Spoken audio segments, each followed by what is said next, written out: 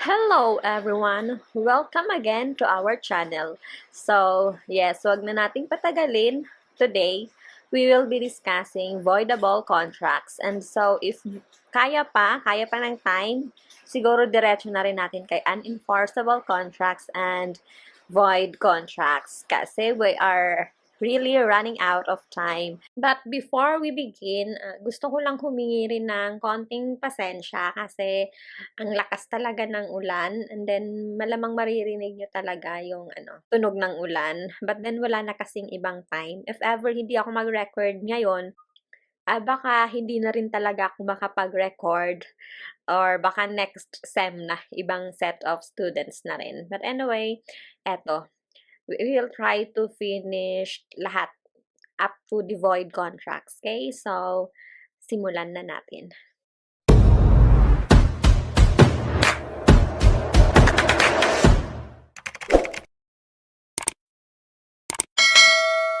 So, Article 1390. Voidable contracts. Pabalik-balik, voidable contracts are valid until annulled.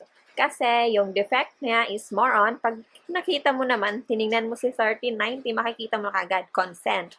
Either, number one, yung isang party is incapable of giving consent, or number two, yung consent ng isang party is vitiated, di ba?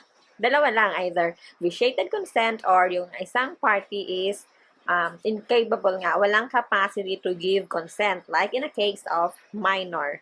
Anyway, sabi nga sa last, di ba, last paragraph, binding unless they are annulled, pero kailangan naman ng proper action in court to annul that contract. And pwede siyang ma-ratified, di ba? Susceptible of ratification.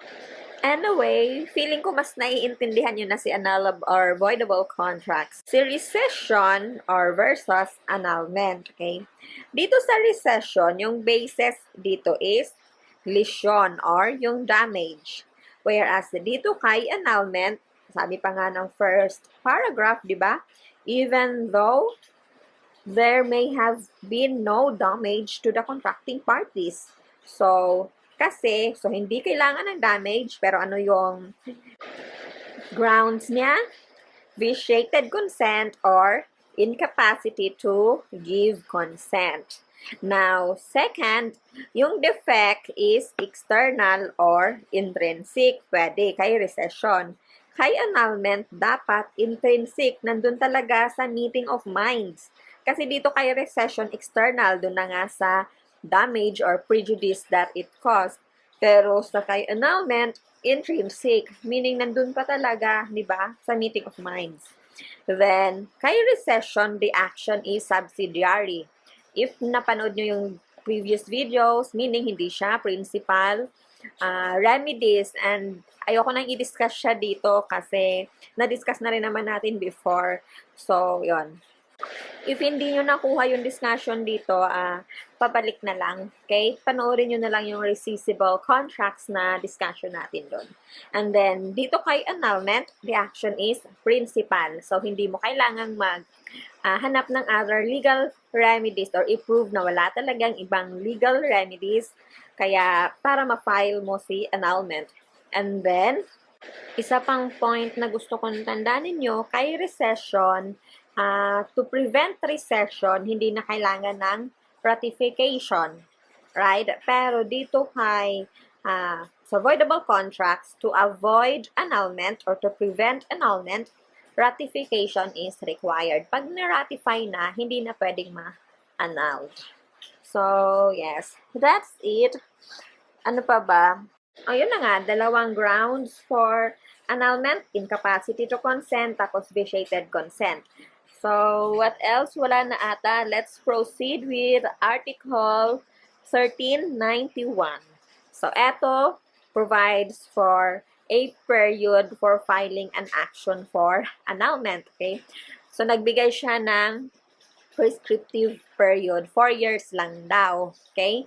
You are given 4 years to file or to annul the contract, yung mga voidable contracts. Now, if the action has prescribed, meaning tapos na yung 4 years at wala naman o hindi nag-file yung injured party ng case for annulment of that contract, then the contract can no longer be set aside kasi prescribed na. So, wala na, valid na talaga si contract. Pero, yung 4 years, papaano bibilangin? Nandito din naman, di ba? Kailan siya magsa-start? Sabi, pag yung case is nagkaroon ng vitiated consent dahil sa intimidation, violence, or undue influence. Yung 4 years daw ay magsisimula from the time yung defect of the consent ceases. So, kung kailan natigil yung intimidation, kailan nawala na yung violence or yung undue influence, from that time, nawala na yon, pwede mo na sana siyang ipa-annulled yung contract. Pero, hindi mo ginawa, di ba? So, from that time, 4 years from that time to file the case for annulment of contracts, okay?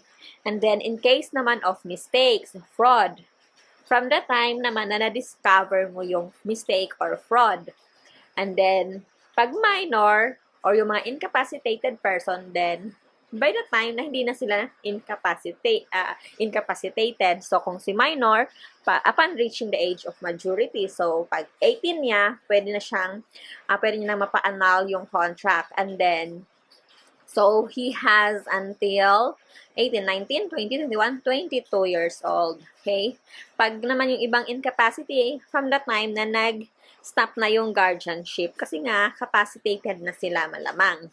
So, ano pa ba? I think that's it. Let's take an example na lang. Ito.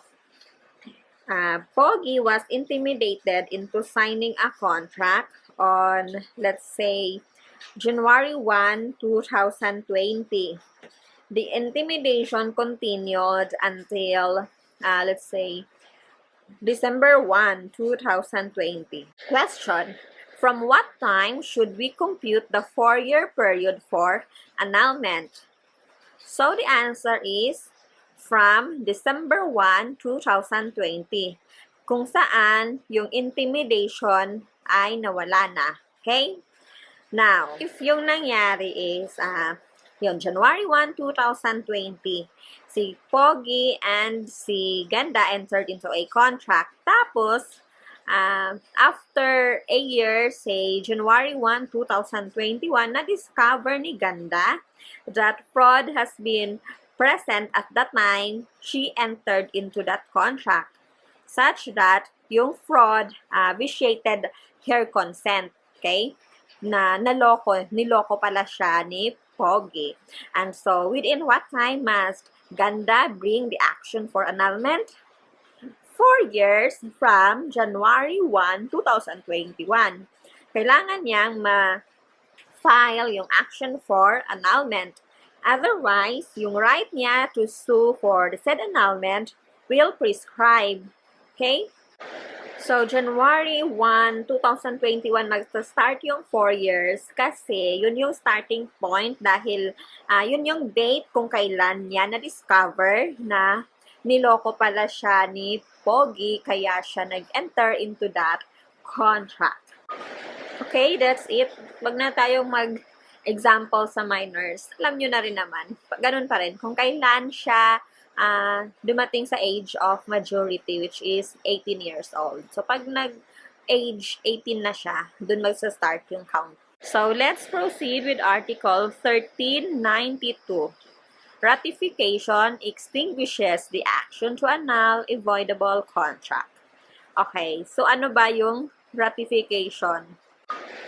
Simplify na lang din natin. Huwag na nating basahin yung description ng libro. Anyway, when you say ratification, meaning, despite knowing na merong defect yung kontrata nyo, okay, you still adapt or approve yung contract, okay? Meaning, yung intention mo is to ratify or to be bound by that contract kahit pa alam mo na pwede mo sanang ipa-annul, okay? Pero mas pinili mong maging binding, mabind ka ng kontrata na yan, okay?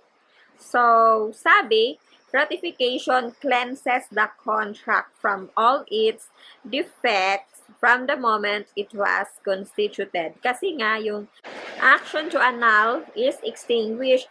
Kumbaga, magre-retroact talaga siya from the time kung kailan na constituted, di ba? Yung kontrata ninyo. Doon talaga magiging malinis siya. Cleanses, kumbaga, ang sabi pa. Now, ratification could be made expressly and pwede rin namang impliedly. Okay? Example, ganito. Si Pogi, a minor, bumili siya ng lupa. Now, after the age of majority, nung nag-18 years old na si Pogi, binenta niya kay Beauty.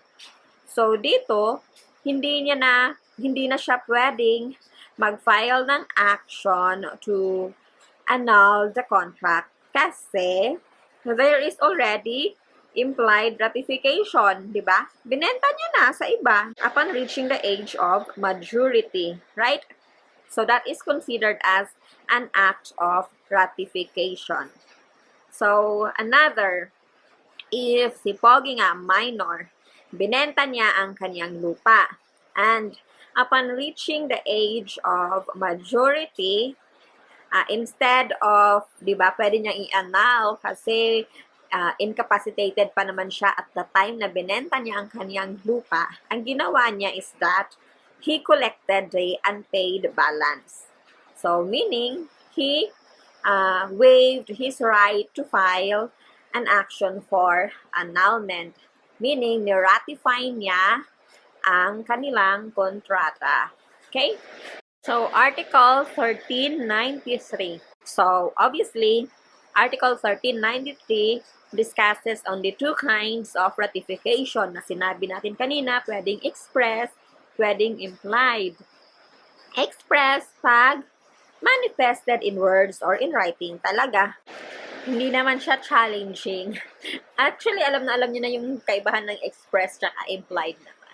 Then, implied ratification naman if from the act or conduct ng waiver, makikita mo na, yun nga, he is waiving his right to file an action for annulment. Sabi pa nga ni Article 1393 sabi dito, with knowledge, di ba? Knowledge of the reason which renders the contract voidable. So, meron siyang knowledge, tapos, such reason having ceased. Nawala na yung reason. So, kung intimidation man yan, nag-stop na yung intimidation. And then, the person who has a right to invoke should execute an act. So, through an act nga lang. So, implied ratification, pwede rin naman siya. Okay? Well, wag na tayong mag-example. Yung same example na sinabi ko kanina, yun pa rin siya. Diba? Now, let's discuss Article 1394. Sabi, ratification may be effected by the guardian of the incapacitated person. So, pwede rin pala. Okay? Yung ratification by the guardian, pwede rin. So, and that is expressly provided by Article 1394. Dito, example, yung nag-enter into a contract is yung incapacitated person. And dahil nga incapacitated pa siya, yung pwedeng mag-ratify is yung kanyang guardian in his behalf. Kasi hindi pa siya pwedeng mag-give ng consent. So, ira-ratify ngayon yon ng kanyang guardian. Okay? Pwede rin naman si injured party talaga yung mag-ratify, pero kailangan mag-cease muna yung cause kung bakit naging voidable yung contract. Say, yun nga, kung minor pa siya din, kailangan niyang hintayin na mag-reach siya ng age of majority. Pero, pending that, pwede naman si guardian ni minor ang mag-ratify ng voidable contract. Okay? So, let's move on to Article 1395. Ratification does not require the conformity of the contracting parties who has no right to bring the action for annulment. So, eto, makikita mo rin, of course, parang iintindihan din natin kaagad. Yung guilty party, yung consent niya, hindi na rin naman kailangan, di ba? Sa ratification, yung kailangan lang talaga is yung pag-ratify ni injured party. Pero yung guilty party, hindi na kailangan mag-conform, hindi kailangan mag-consent siya. Like, halimbawa, gusto niyang i-invoke yung pagiging voidable ng contract, siya nga yung guilty party, hindi naman pwede. Yung meron lang naman talagang right to annul or to ratify that is yung injured party, di ba? So, either yung incapacitated person, incapacitated to give consent, or yung party whose consent is vitiated. That's it. Ganyan lang kasimple naman si 1395. Proceed tayo kay 1396. Eto, ratification cleanses the contract from all its defects from the moment it was constituted. Oy, nasabi ko na to kanina. So, ano pa bang i-discuss dito? Yun na nga, it has retroactive effect. So, although ngayon mo siya ni-ratify, pero yung kontrata nyo is you entered that contract way before January 1, 2020 pa, the effect of ratification is to make that contract valid from its inception, okay? From the time it was constituted nga. Of course, subject to prior rights ng mga third parties. Well, let's move on to Article 1397. Article 1397 provides us or gives us an answer to the question na sino ba ang pwedeng mag-file for annulment? Actually, nasabi ko na kanina na only the injured party, hindi pwedeng kasama si guilty party, okay? Yung victim. Pwedeng siya yung principal mismo or pwede na naman kahit subsidiary party siya. Pwede siyang mag-ask for annulment. Basta hindi siya yung guilty person or yung successor in interest ng guilty person. Sino yung guilty person? Yung the one who executed intimidation, violence, or undue influence, o kung sino yung nag-employ ng fraud or mistake, di ba? Kaya nagkaroon ng vitiated consent. Kung sino kung sino man yung guilty ng mga ganon, then they are not, hindi sila pwedeng mag-file or mag-ask for annulment ng contract. Malamang, di ba? Parang naman siya. Given na, kumbaga. Anyway, baka din pala, same way din pala dun sa mga capacitated. Siyempre, yung pwedeng mag-file is yung incapacitated person. So, kung ikaw yung capacitated person, tapos yung other party ang incapacitated, hindi mo pwedeng i-allege, hindi ka pwedeng mag-file ng case for annulment of that contract based on the ground na incapacitated yung kakontrata mo. Okay? Siguro pwede some other grounds na basta hindi yung incapacity nung kakontrata mo. Okay? Basta tandaan nyo lang na yung guilty party ay walang right to bring an action for annulment. Now, eto, bago tayo mag-proceed with Article 1398, general rule talaga, yung action for annulment of contracts can only be maintained by ng mga parties who are either principally or subsidiarily bound ng kontrata. Okay? However, meron siyang exception to this rule. Sabi, yung person daw who is not obliged principally or subsidiarily in a contract may exercise an action for nullity of the contract if paano, kailan he is prejudiced in his rights with respect to one of the contracting parties. And when he can show detriment which could possibly result to him from the contract in which he had no intervention. Now, Article 1398. Okay, so ano ang epekto ng annulment?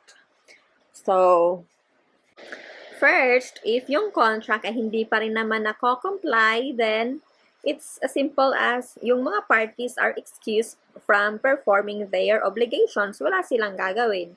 However, if meron ng compliance, then magkakaroon tayo ng, same way with recession, right? Magkakaroon ng mutual restitution. And ano yung ibabalik? Ano yung i-restore? Sabi ni Article 1398, first, yung thing with fruits. Second, yung price with interest. And in case naman dun sa personal obligations, di ba? Yung obligations in which, sabi pa nga ng last paragraph, yung obligation to render service, ang magiging basis is yung value ng service para sa damages. Okay? So, yun lang. Yun ibig sabihin ni Article 1398. Halimbawa, ganito.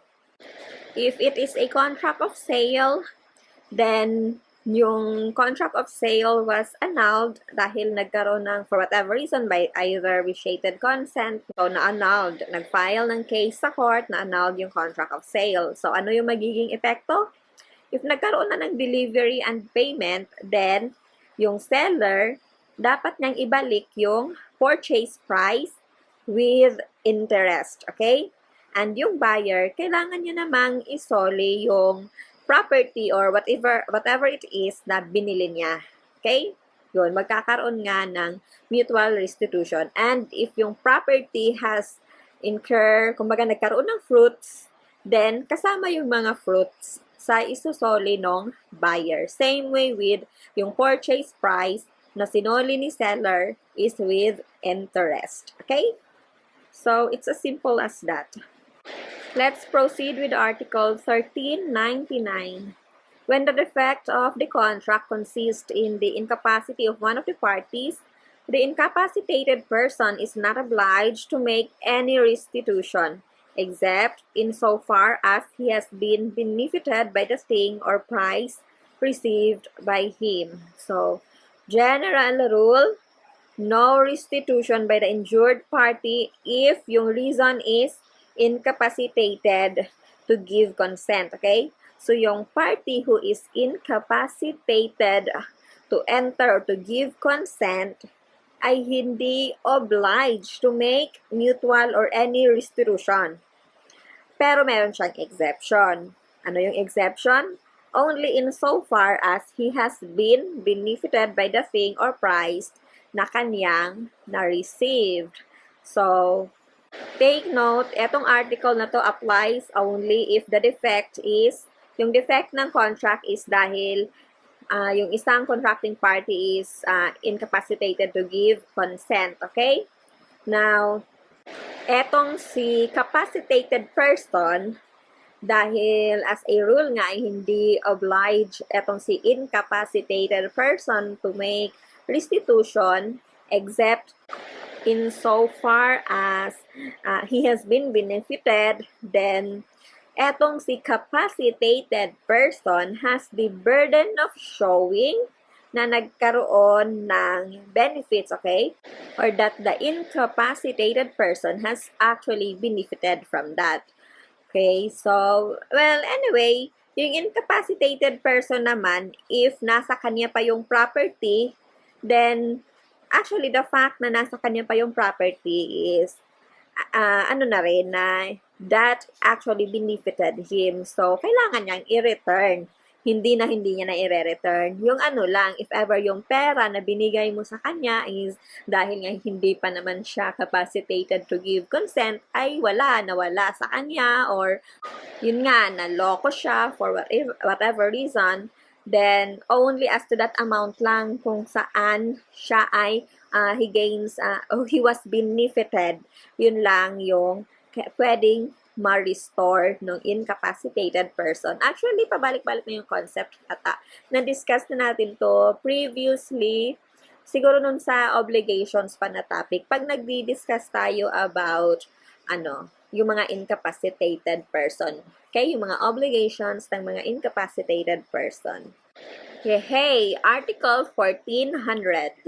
Papaano naman if yun nga, di ba, yung effect ng annulment is to restore yung thing at saka yung price or whatever it is kasi nagkaroon ng annulment. Now, paano pag hindi mo na ma-return?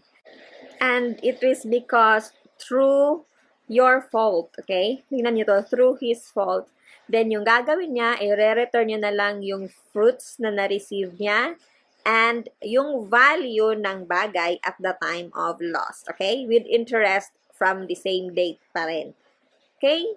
So, yung value of this thing with interest substitutes the thing itself na nawala. Okay? Yun yung ibig sabihin ni 1400. Example, eto. Pogi, pinilit niya si Ganda na ibenta sa kanya ang bahay ni Ganda. Now, after nung intimidation, etong si Ganda brought an action for annulment of the said contract, and yung contract is na-annulled on the ground of intimidation. So, si Pogi, he was asked by the court to return to Ganda whatever he has received. Okay? Pero yung bahay is actually nasira na through default of Pogi. So, yung question, ano na ang i-return or ibibigay ngayon ni Pogi? So, the answer is this.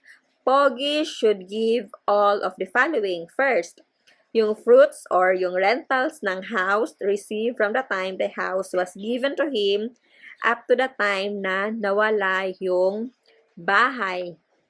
Second, yung value mismo ng bahay at the time of the loss.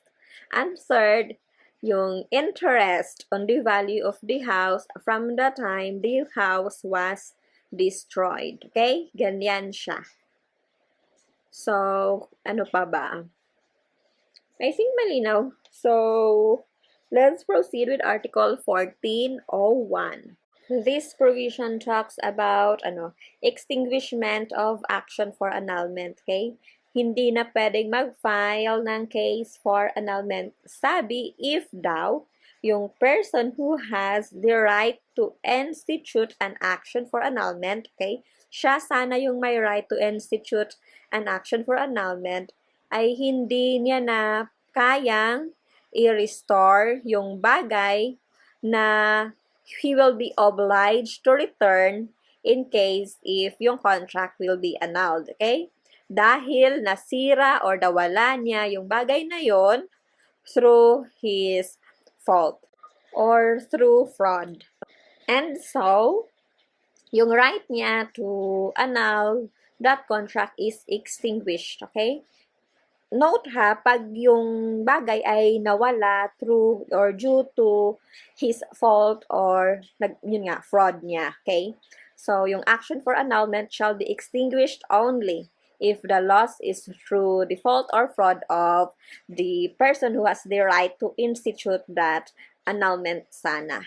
Now, dito sa second paragraph, yung right of action is based upon incapacity of any one of the contracting parties.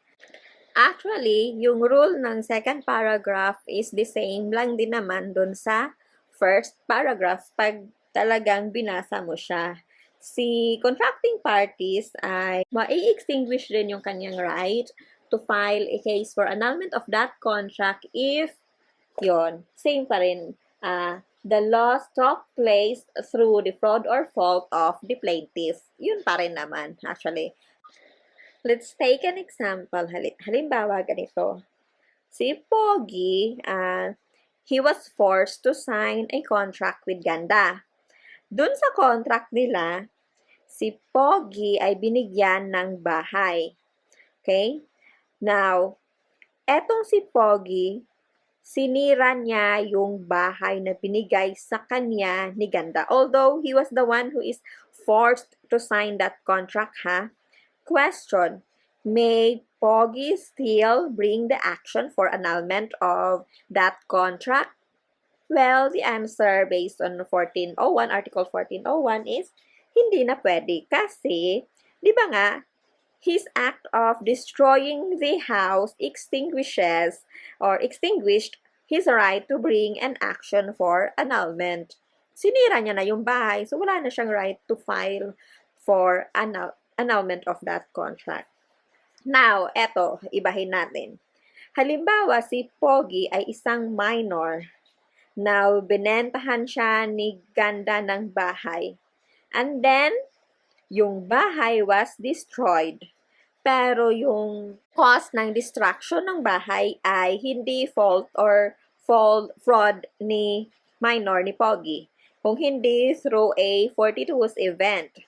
Question, may Pogi, a minor still annul the contract so as to recover from Ganda yung pera with interest na binayad niya kay Ganda. So, the answer here is yes. Bakit? Kasi, yung loss of the thing ay hindi naman through Pogi's or si Pogi ay hindi guilty of fraud at wala rin siyang fault kung bakit na-destroy yung house. Okay? So, pwede siyang mag-file pa ng annulment of contract. Okay? So, sana malinaw. Now, proceed tayo sa last provisions ng voidable contracts. Article 1402. As long as one of the contracting parties does not restore what in virtue of the decree of annulment he is bound to return, the other cannot be compelled to comply with what is incumbent upon him. So, eto, this provision talks about the reciprocal obligations of restitution. So, yun nga. If one of the contracting parties hindi niya pa ma-restore or hindi niya pa ma-return kung ano man ang nasa decree of annulment, ano yung nasa decision, diba? Nung in-annul yung contract, kailangan nilang i-restore yung kung mga bagay na kailangan nilang i-return. Now, if hindi niya naman magawa, then he cannot also compel the other party to comply kung ano man yung obligation ng other party din sana to restore. Okay? The return by one party of what he is obliged to restore by the decree of annulment may be regarded as a condition to the fulfillment by the other of what is incumbent upon him. So, in effect, hindi magkakaroon ng annulment if yung one party cannot restore what he is bound to return. Example, ganito. If si Pogi and si Ganda, si Pogi forced Ganda para kunin ang kanyang sasakyan in exchange ng sasakyan ni Ganda. So, nagkapalit sila. Now, etong si Ganda asked for annulment. And so, the court gave the decree of annulment. Kasi napilitan lang naman din talaga siya through intimidation na pumayag na nagpalit yung mga sasakyan nila. With the decree of annulment, nag-order si court that each party should return what they have been or they had received. Now, etong si Ganda, she refuses to give Pogi's car. Question, pwede mo bang mapilit si Pogi na ibalik din ang sasakyan ni Ganda? No. Sabi nga ni Article 1402, as long as one of the contracting parties does not restore what in virtue of the decree of annulment he is bound to return, ayaw ngang i-return ni Ganda. So, the other party, si Pogi, ay hindi rin mako-compel to comply with what is incumbent upon him. So, that's it. That's voidable contracts. Mas madali siyang intindihin or siguro mas minadali natin siyang i-discuss kasi nga we are running out of time. But thank you for watching and so God bless sa exam ninyo. Sana kahit paano ay nakatulong pa rin tong madali ang discussion. So that's it. Thank you.